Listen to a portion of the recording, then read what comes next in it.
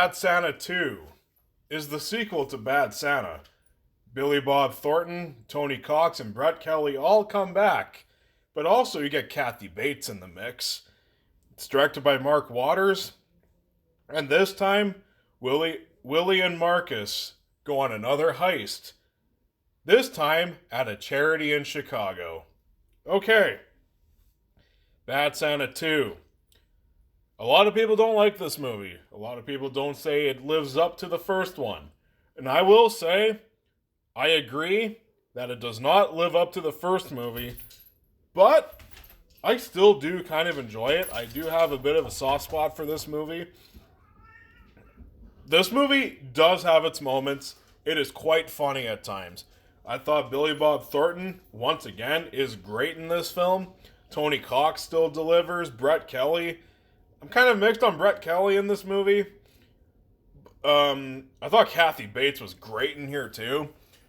I do like how it feels a little more festive than the first one does. It's got that nice wintry Christmas setting because it takes place in Chicago. And yeah, there are some solid laughs in here.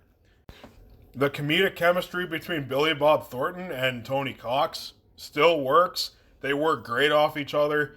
They have some very nice back and forth insults. Very not PC, which was great. And it's funny.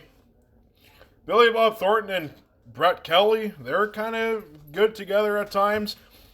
I will say, when it comes to Brett Kelly, they really went overboard with his idiocy. Because it was charming in the first one because he was just a kid. But in this one, he's a grown man. And it doesn't work as well. Sometimes it can get annoying. He does have a couple of really good lines, though. I will give him some credit. And yeah, Kathy Bates, I thought was a real good addition, too. She's got some good lines as well. And also, I thought she added a lot more to Billy Bob Thornton's character.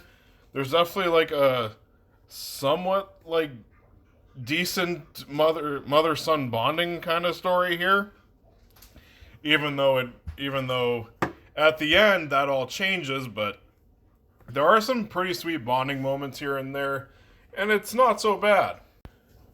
Now, I will say with Bad Santa 2, the story is very simple, but it's not as good as the plot in the first one. Like, the heist is there, but it's nowhere near as interesting as in the first one.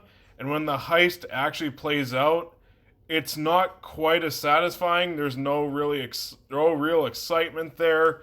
Not like in the it's not like at the end of the first one where holy shit, Tony Cox, Marcus actually betrays Willie. It came as quite a kind of a shock. In this one, you see it coming, and even with Willie's mom, you're like, fuck, you see this shit coming a mile away. This movie, there's one major flaw that Bad Santa 2 has. It is very predictable. It is funny. Like, there are lots of funny moments in this movie, but plot-wise, I think it's extremely predictable and nowhere near as interesting as the first one. So really, Bad Santa 2 does come close to a mixed bag. If this movie wasn't as funny as it was, I think it would have fell flat even harder. That's why I say I kind of have a soft spot, because this movie did make me laugh quite a few times.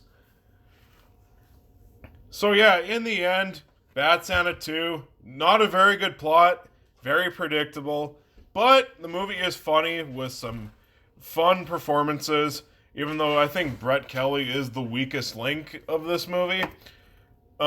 Just because they really, really went overboard with the stupidity of his character.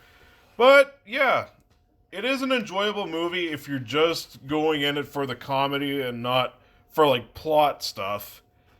It's a fun sequel. It's nowhere near as good as the first one, but I do have a soft spot for it.